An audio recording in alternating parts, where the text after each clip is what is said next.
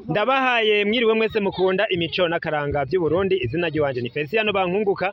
Ikiganiro ni nyibutsa akaranga, kwibutsa abarundi imico myiza yaranze abarundi. Aha turi kumwe n'umupfasoni yivuga amazina atwidondore. Amahoro neza mutama. Mahoro neza. Izina ryawe ninde? Bene twa Butoyi Juliette. Ego me Juliette. Mba muri komine Giharo, umutumba ni Rubanga. Ego umutumba ni Ruranga. Rubanga. Rubanga. Ruranga. Rubanga. Rubanga. Ego wewe wivuza amazina kuva ryari? Jewe nivuza amazina kuva kera nyine hagiye haraba iminsi mikuru. Ego. Ndakunda kwivuga amazina kenshi. Ego kwivuga amazina biri n'akamaro. Kwivuga amazina nyene biri n'akamaro nka twebwe kuko turatanga imico mu bana. Hamwe naho woba ugiye hariho abandi bana nk'abana bato bato.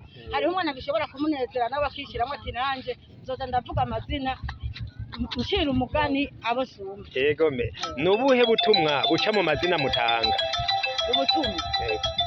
Ubutumwa tuributsa nk'ibikorwa tuba turiko turakora. Ego. Canke tukavuga nyene amashirahamwe turimwo, canke tukibutsa akaranga ba kera. Urabona nka kera abakenyezi nta mukenyezi yaronka ijambo. Umukenyezi yari umuntu ahegezwe iyo nta mukenyezi yari umunyakigo gusa yari umuzezwa. Ego. Ariko urabona ibihe tugezemo, umukenyezi arakwishira no kwizana akavuga ijambo.